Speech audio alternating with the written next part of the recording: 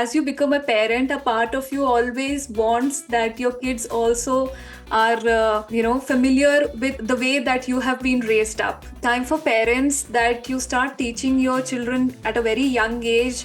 Give that exposure to your kids that, yeah, we live in a world wherein we have people from different ethnicities, why we follow something or why we do a particular set of practices. How important is that to have a community support while you are raising a family outside your home country? Let the children get exposed to it. We come from a civilization of thousands of years ago. It's not a 50-year-old civilization. Hinduism is more about, doing your duty or your dharma. There is a lot of cultural heritage identity that goes with it. And the more the children read and get exposed to it, the more they feel fascinated about it themselves. Hinduism is something which is very religion specific. It has now become restricted in form of a custom or a ritual that we follow, but the different elements of culture, traditions. Can you tell us a little bit about the role of Indian community in general in Luxembourg?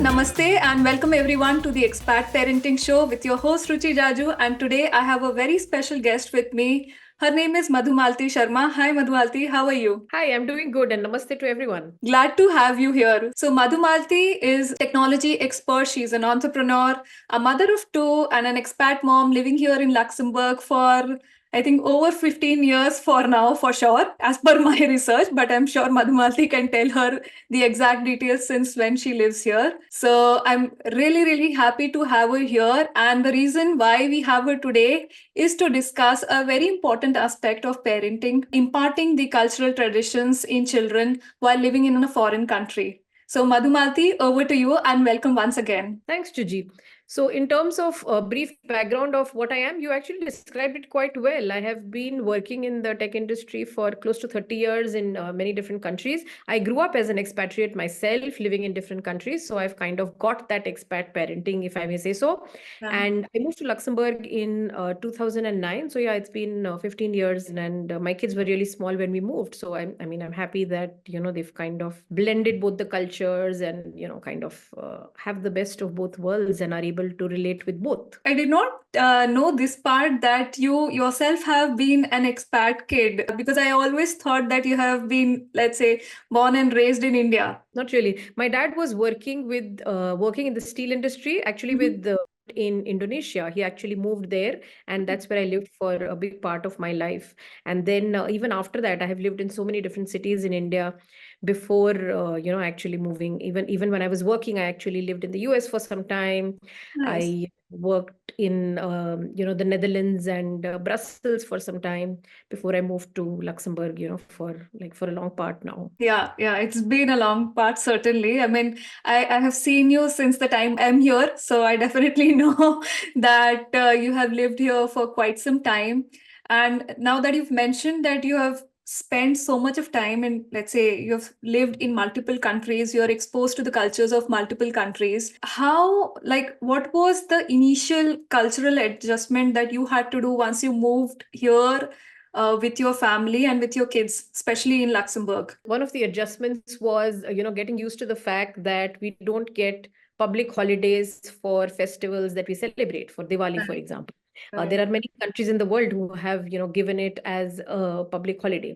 But what I would love to happen is that we have, in India, for example, we have holidays for all the major festivals of the world, whether it is, Eid or Christmas or Easter or whatever, right? There are public holidays for everyone to enjoy.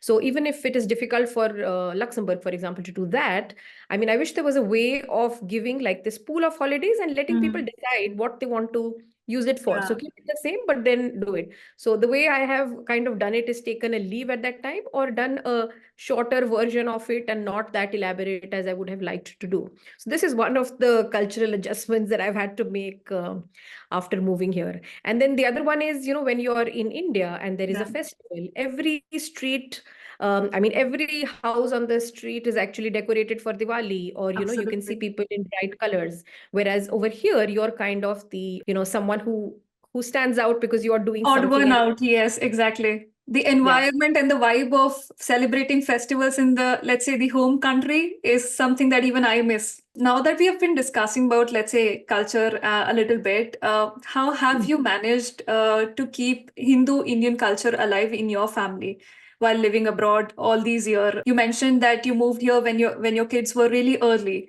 So, are there anything specific that you do in your family, specifically with your kids, so that they are familiar to what the customs are? So for me, Hinduism is more about, doing your duty or your dharma. And that is Mhm. something that we have been practicing everywhere, right? And when we are celebrating festivals, it's less about the rituals, but more about the intent and the feeling of that ritual. So just as an example, when we are celebrating Holi and putting colors on everyone, the idea is to say that all of us are similar and equal. Just when we are, put up in all the different colors, it's Yeah. not as if this person belongs to religion A, this person belongs to ethnicity B. Yes. That is out of the equation completely. Holi is celebrating that we are all very different, but we can still come together and do something together. So for Yeah. me, that's what it has been about.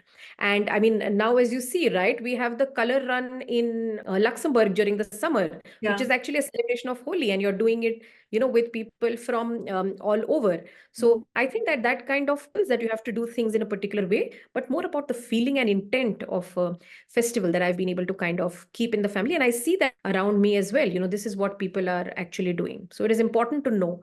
And then, like you say, I think it is important to let the children get exposed to it. We come from a civilization of thousands of years ago. It's not a 50-year-old civilization. So there is a lot of cultural heritage identity that goes with it. And the more the children read and get exposed to it, the more they feel fascinated about it themselves. That's amazing. You mentioned just now that your kids are maybe showing an inclination in some way to know more about it, to read more, or to gain more knowledge. Have you seen personally, like, are your kids using any particular resources online, or maybe reading through books or blogs to know about a particular, let's say, festival or custom or tradition that we follow? So, Lord, since they were really little, they have been reading Amar Chitra Katha. I don't know if you Ah, know. So yes, they're in the form of comics, which tell yes, you a little bit about the different stories which happened. So they will tell you about Shivji, Parvati ji. There will be a story about the great freedom fighters. They have stories about the women who have been able to accomplish a lot in the country and the rest of the world. So I think that has been one of the ways where they have kind of kept abreast with what's happening.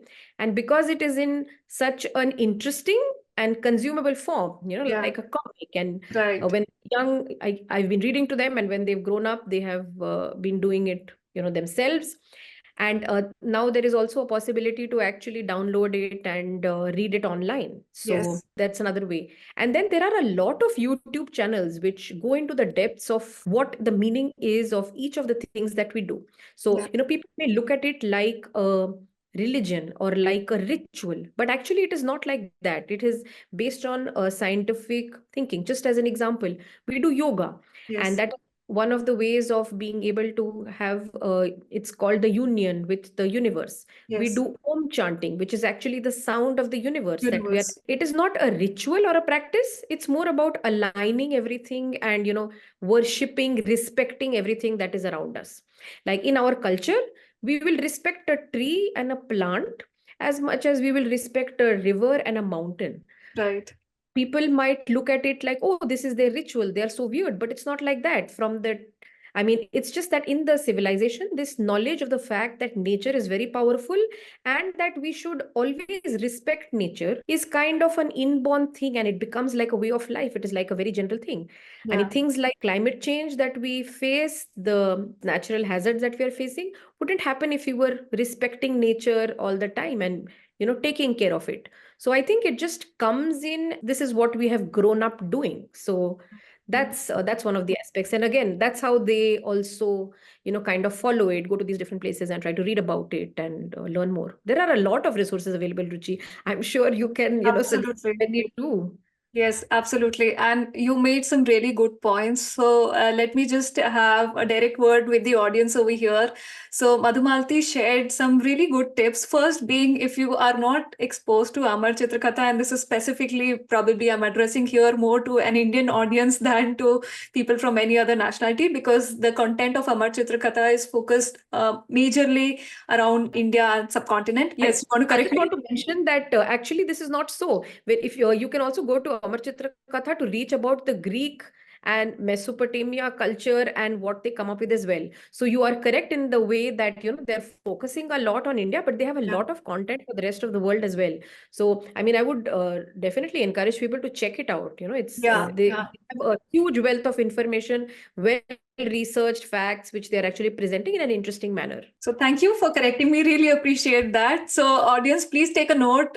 Do check Amar Chitrakatha online. I mean, you can find different resources. If you're more of a reading person, you can have an order books online. If you're more of reading it on the go, there are different e-format of contents. And I definitely encourage all our audiences to go and check Amar Chitrakatha and see if this is something which is relevant to you and your kids.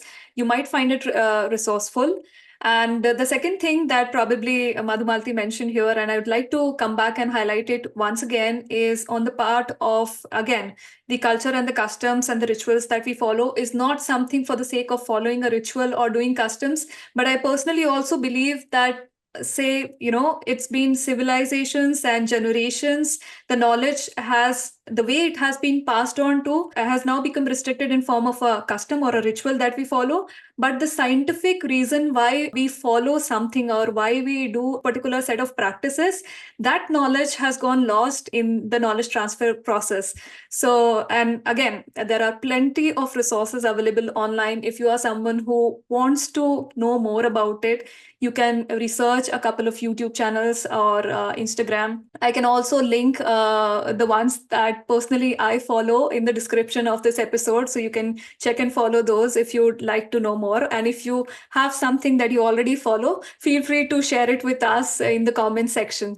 So, okay, coming back to you, Madhumalti, again, like you have spent over 15 years in Luxembourg, and I've seen you as someone who's really active in the community and the network here in Luxembourg, whether it is the Indian community, whether it's your professional community. You take great pride in participating in different kind of events as it is possible for you. Can you tell us a little bit about the role of Indian community in general in Luxembourg and the role it played in your family life? How important is that to have a community support while you are raising a family outside your home country? Oh, it is very important, as you can imagine. Like you mentioned, I mean, we have a very vibrant Indian community here in Luxembourg, and I'm actually very happy and grateful to the Luxembourg government for giving a platform for celebrating, India Day, for example, Yes. which we have around September every year, where it is a great confluence of having everybody from the rest of the city and country come over in the center and experience what it is like to be, in India. So whether it is the different cultural performances that are done, different foods, the different places where people can visit, the conversations, the clothes, the music, the environment,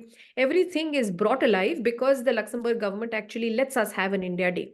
So Yeah. the role of the community is super important. Whether it is, celebrating, Dandiya, whether it is celebrating Holi, the New Year, which is called by different names in Different parts India, of India. Poila Bosak or Gudi Bihu. Parva in Maharashtra. Yeah, we call it all different things, but basically we are celebrating the harvest time and the new year. We have, Diwali getting celebrated. We have Durga Puja getting celebrated. So there is really a very important role that community plays in being able to make it happen. And I mean, everybody knows this proverb, right? That it takes a village to raise a kid, not just the kid, even for people who have come far away from their country to have this feeling of home, of community, of a family, friends. The community is really important to make it happen. Absolutely. I've also seen your kids taking active part in such community events, specifically like whenever there are occasions when they are in town and their exams aren't clashing with any of the events and it's possible for them to manage. I see them actively participating in these events, and it's really a pleasant sight to see that the next generation is keen to be a part of such events, to be a part of the community and engage and exchange ideas, discuss with each other, and just have a good time along with the community members. Kudos to you on that. And I think I've mentioned that to you a couple of times earlier as well. I mean, this is something that I really take inspiration from you. The way that you have raised your children, let's say Indian culture in general, they are aware, is something that I really find very fascinating. And I find it that, I mean, maybe even if I'm able to replicate 10-15% of what you have done with your kids in to my son, and to give him the same kind of upbringing and get him familiar with what our roots are, I think I would have done a good job. So thank you so much for giving that inspiration to me, and doing whatever you're doing with your kids. So I was saying that, Ruchi, you're doing a great job. I see, Riyansh wearing Indian authentic wear like a kurta pajama and participate in the functions with a joy on his face, conversing with people. So you're doing a great job at this I mean, this as well. You're just kind to say that I have been doing it. I think all of us as parents do this, right? We Right. want to stay connected to our roots. We want to be able to let the next generation enjoy that spirit that we have been able to enjoy over the years, and kind of take it forward. So that's why we participate in these things. Absolutely. So, yeah, and thank you so much. I think that is something very inherent in, let's say, as you become a parent, a part of you always wants that your kids also are, familiar with the way that you have been raised up, specifically in terms of the community and the environment around you. And that, of course, encompasses the different elements of culture, traditions, of course, your home country values, even, let's say, I can say even patriotism for that matter. It's a knowledge transfer thing that probably parents of each generation do.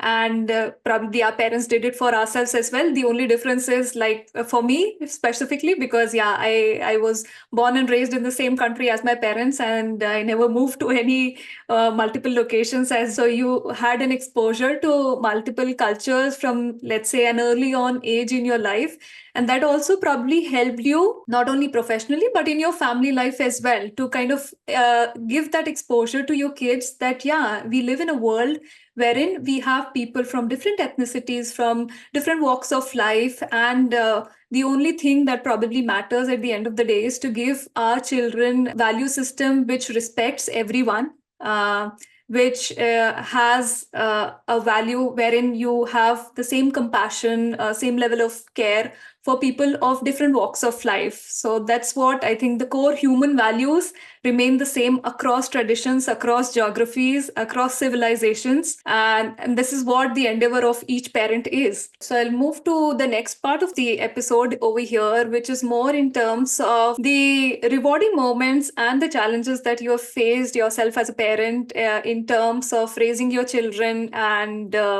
outside the home country. So, would you like to share any experiences which you remember so far and which have been very striking for you? It could be rewarding, it could be challenging, mix of both. In terms of rewarding, it was in the last India Day, my daughter actually played the national anthem on the harmonium while Wow. the little children were singing. And Yeah. she self-taught this to herself. She has never played the harmonium before. Wow. And although she knows the national anthem of India and she sings it, but she hadn't really learned the notation. So she actually took the effort and did it. And it was with the rest of the little children. She was the oldest, but she did this. So that was a rewarding experience. This was for India Day that we celebrated last year. Yeah. One of the challenges I face here in Luxembourg is that we don't have any temples, where we Hmm. can expose our children to, that kind of source of energy and environment. Because again, Right. temples, place where you have the energy and it consecrated in a Absolutely. manner where it is actually going to be beneficial for human well-being. That's what temples actually are. It's Yeah. not about praying to a particular god. It's about being in that energy and environment, because that's what it's about. So I know there have been efforts to be able to have a temple in Luxembourg, and I wish that that would, really happen. This is one of the challenges. The other one is it is not very easy to get people who are knowledgeable about our Puranas, Vedas, even to be able to say conduct an event at home, or just to be able to discuss with someone and get to understand things a little bit more. So that is one of the things that I feel has been a little bit of a challenge to expose the children into. The Lux Utsav had done an effort on a small scale where they did Saraswati Puja, which is actually the celebration of the goddess of education and music. Yeah. And they did this was during COVID, and they did it actually online with, connecting the children from Luxembourg with a priest, and the rituals and the whole festivity happening, remotely in Kolkata a couple of years ago. So that is the, kind of way of bridging it, but it's still not the same as, having somebody here who's going to be able to, or, multiple people here who are going to be able to pass on this knowledge or share this with, I mean, not just the children, but I am also very curious to learn more. And you're so right in saying that. I mean, I personally feel that there is so much to learn even as adults. Forget about children, that even as adults, like there are part of the scriptures and Vedic literature that even I am unaware of. I mean, I can read the Sanskrit shlokas, that's not a problem, but I do not understand and comprehend them fully. And that I feel is something which is lacking even as adults. And I wish that we had some resource who could, help us understand this great pieces of wisdom and knowledge that has been written centuries ago, or rather thousands of years ago, not even centuries, yeah, thousands of years ago. And that could benefit not just us as, let's say, Hindus or Indians, but in general, the human civilization. Because as you rightly said in the very beginning of our episode, that you do not see Hinduism as something which is very religion specific. It's the way of life for me as well, that how people can live together in harmony with each other, being respectful of each other's choices, being respectful of nature and the things around us. So that's the beautiful way of putting Hinduism. And thank you for sharing your thoughts on that, because people always take it with a very binary view of it as a religion and maybe idol worshipping, or following a particular set of rituals and customs, so on and so forth. But I'm glad we had this conversation. On this point, I want to add another challenge which used to happen many years ago when we had just moved. There were these group of people from specific religion who would come and tell us about that religion, and kind of wanting us to know more about it and ask for exclusivity for that, Yeah. for that religion. So we had to actually explain to them, this is what Hinduism is about, and we respect all religions. We let everybody do their own thing. We also celebrate festivals just like everybody else does. And we try to teach them or show them what it is about, and they were like, no, in our religion it is about exclusivity, and you can only follow one or do one way. Yeah. Whereas we were like, for us, everything is absolutely okay and people can do whatever they like. I mean, this was initially, they do not come anymore. But yeah, this is something which is, yeah, something to be, kind of aware of, and know that there are these different thoughts and factions, and it should be important for people to be aware of and know. To be able to integrate in a society, it doesn't necessarily mean that you leave everything that was yours and completely integrate. It's a way of being able to keep part of you and also take a part of what is there to be able to create something which is going to be bigger and better than each individual piece. I have seen a lot of expatriates who, when they move into a country, then they try to get disassociated completely with their country of origin. They do not want to have anything to do. And in the guise of completely integrating, they leave what they have. And then I think that's a little bit of not such a good instance, because if they are lost in terms of their cultural identity, then it kind of will reflect on the generations to follow as well. So keeping that aspect of yourself while integrating is an important thing.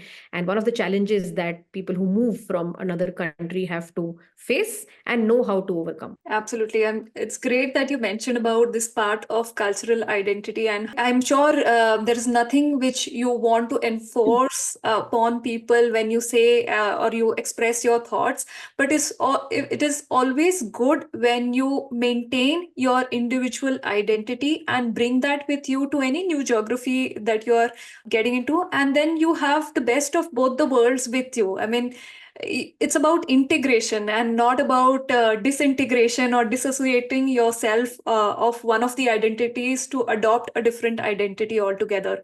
It's always an amalgamation of the two worlds, or maybe multiple worlds. I mean, you've traveled to multiple countries, and I'm sure you carry bits and pieces of each identities that you've had, each culture that you might have seen or you might have got exposed to. And that's what we see in you, in your personality, as, let's say, multicultural person, at the same time who is very respectful of people from across the globe. And that's something, probably a takeaway for all our listeners and audiences here, that you can keep a check on yourself, whether you are an adult or you have children who are growing up, is something from time to time, even in your conversations, is something that's always good to have.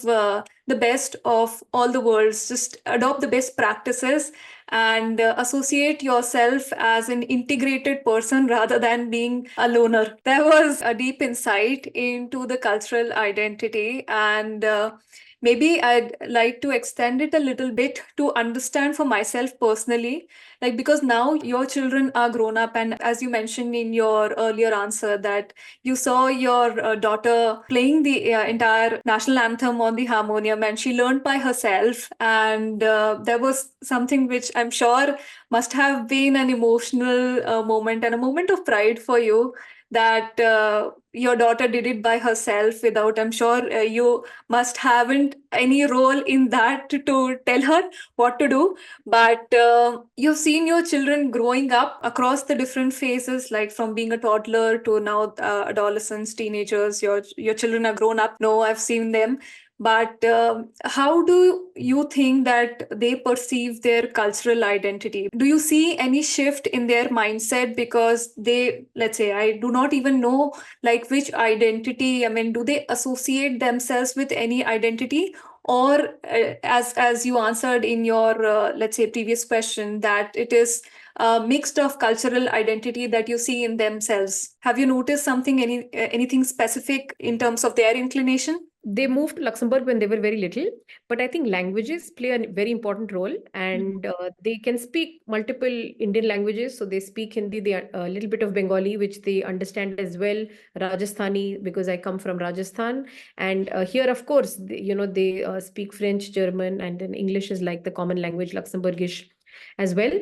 So I think that that has been an important part in being able to communicate with people from both the continents or parts of the world Yeah. that they are actually growing up in. I mean, for me, it was important that they're going to be able to converse with, relatives, friends, and everyone when they are back in India, and they feel that they are part of that community and not an outsider, who's kind of doesn't understand the language, cannot speak it, doesn't know. What each thing is, whether it is things to eat or what they see around them. So they've kind of stayed. The other thing is we also go often. For us, it is really important to be able to go to India at least once a year, if not more, but it is generally more than once a year. Yeah. So they have kind of kept that part with them. They can completely identify and understand what's happening. They're not completely lost. And similarly, since they have been here in Luxembourg, there's a little bit less effort because they are integrated with the society. They have friends who are from all the parts of Europe Yes. and some from the rest of the world as well.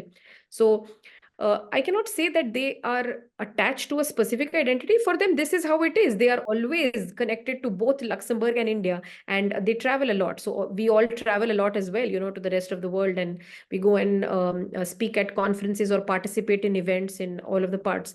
And they've always brought that with them and then taken something from the places they have been visiting and doing all of that.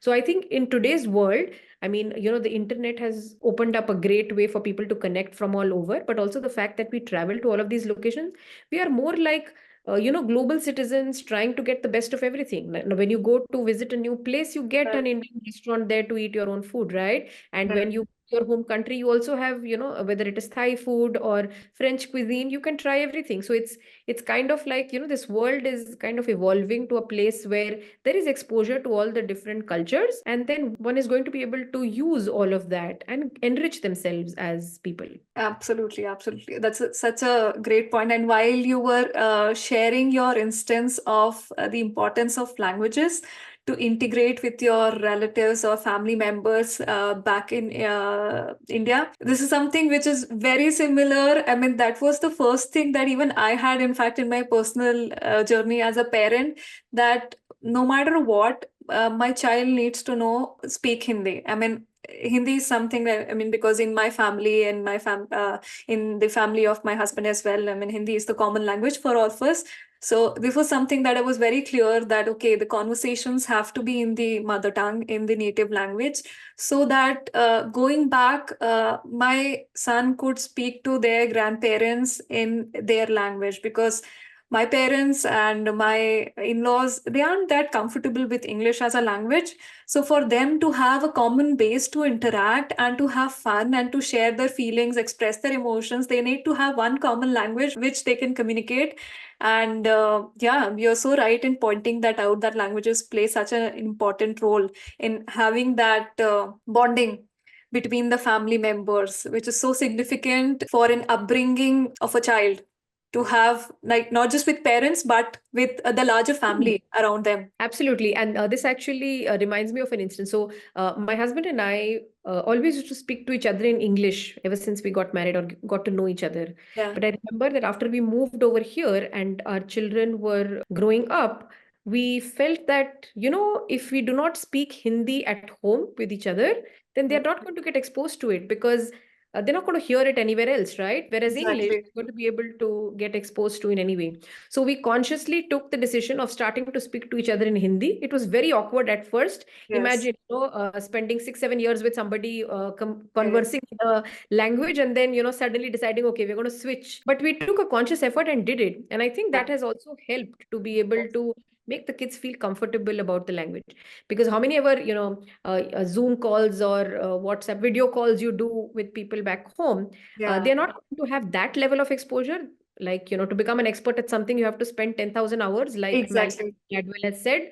We have to do that exposure of those 10,000 hours with our contribution of speaking as well. Thank you for sharing your personal example again. To all our listeners, this is something that, yeah, and this is not the first time that I'm listening from parents, that the importance of mother tongue, the importance of your native language, whatever it is, plays such an important part in your child's life. I mean, probably when your children are younger, you do not even realize that. But as they grow old, you start seeing the difference of how a children interact with their grandparents and their relatives, and the comfort that it gives to you as a parent. I mean, the happiness that you get as a parent when you see your kids interacting with your family members without you being the translator is such an incredible feeling. So yeah, I definitely encourage everyone to try it out. I mean, this is something, and especially if you are living in an environment like as an expat parent, this is one of the top challenges. While I even, in fact, so maybe I'll share this with you, Madhumalti, while I was doing this research of this podcast, and I asked, I ran a survey and I asked a lot of people that, okay, what are the top challenges that you face in your parenting journey? And, I think it was the first or the second thing that popped out, like, which is common around everyone, was the importance of, let's say, mother tongue. And my child does not speak whatever mother tongue. It could be Hindi, it could be Tamil, it could be Telugu, or maybe Jewish, some other Turkish Arabic language, which is, of course, not spoken in the expat country. And that came out as such an important challenge for parents who are struggling. And I think there is nothing best that you can do apart from the fact that you have to take a conscious decision as a parent, as you shared, Madhumalti, that you took that decision along with your husband, that no, for us to have that, let's say, for our child to know the language and where we come from, you will have to give them exposure to your kids, and it's only then that your kids can acquire those language skills and then get that language in their part of let's say vocabulary. So it's always good to have those common overlaps with people when you meet or interact with them. Like even now when I'm sitting and interacting with you, I mean, good to know that there are parents who are taking conscious decisions to have these kind of culture and value system, and let's say maybe as little as, I mean, you feel that the significance of mother tongue is not that much, but it is, and you can only realize it with time, once your children grow up.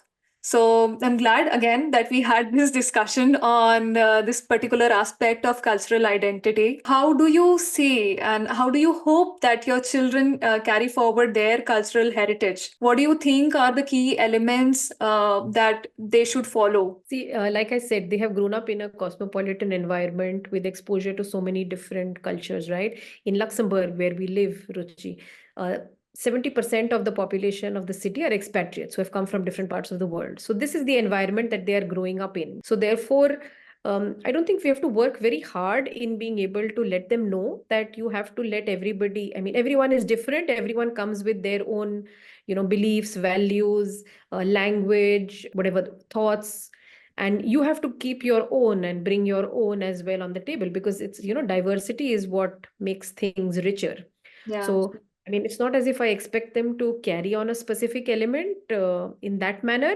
I would think that if they just continue to be the way they are with, respect for everyone around them, and whatever people decide to do in terms of their practices, their rituals, their beliefs, and keep on their values and what they actually think is important to them, it is going to actually, completely work. Great that you mentioned of diversity over here. Time for parents that you start teaching your children at a very young age about what diversity is, because in diversity lies the real beauty, and diversity lies the real strength. And there is nothing better that we can do for our children. Let this value sink in them so that they can become truly global citizens as they are. And with that, probably, so I now come to the closing part of our podcast, Madhumalti. And my last question to you is what advice would you like to give to other expat parents to impart cultural or religious values or traditions to their children in while living in a foreign country? So, in fact, this answer could possibly apply to all parents, whether they are expatriates or not. I would like to say that, as a parent, if you ask children to do a particular thing, they are not going to do it. The only way of making them imbibe it is if you do it yourself. If you want your kids to be able to start doing something, the way you do it is by doing it yourself. And then you don't have to teach it. Then it becomes like the most natural thing to be able to do. Just like I mentioned earlier, in the guise of actually integrating, don't forget your own values, your beliefs, your customs, your rituals, your way of thinking. Bring that in and continue to do that. That is going to be important. The second one is let children be. You have to work very hard to make a child know and realize what it is that they should do, or what it is that is right or wrong or to be done. I think if you just expose them to things which are there, whether it is, rituals or customs or things back home or here, I mean, definitely participate in all of it. They are going to be able to, imbibe it, bring it up and carry it forward. You don't have to work very hard about it. And the third one, which I think is really important, is when you take your children back home, make them always feel that you are also part of it, and you're also part of that society and that culture. And when you're in India, you don't behave as if, oh, I am like this so and so person living in this so and so country, and therefore, oh, this is like this is not good, or this is like that, that's not good. I mean, we as parents need to be able to do that, and then our children will do it as well. Because I've seen a lot of people who will have their nose high up in the air and like, oh, I don't like this, I don't like that. When they go back to their country, then your children will get the same thing. So I mean, if you really want them to integrate, if you really want them to, be connected and know, then it is important that you feel it and you do it yourself. And again, I mean, all of you know now that India is on its path to glory. It is continuing to do better and better year over year. We are going to become, even economically, it is going to make a lot of sense that you're integrated with your country today. So, I mean, to all the parents out there, I would say that you should make a conscious effort to stay connected to India, because it is one of the most important countries in the world, whether it is economically, culturally, as someone who is being able to show the path, like it was during COVID, or the kind of advancements we are able to do with our roads, our infrastructure, our railways, like everything. So you can see the growth path that India is on. So I would tell the all the expatriate Indian parents that now is the time, if you haven't done it yet, to actually get more and more connected to your country, feel proud of its cultural heritage. And that is what has actually been able to take it so far. And that's what is going to take us forward. So that's the message I would like to leave you with, Ruchi. And those are great messages. So, of course, practice what you preach is something that I'd like to take away from what you shared with us. Is something that it's only us who can set the right examples to our children. And as you rightly said, we cannot impose things on our children. We cannot impose things on anyone.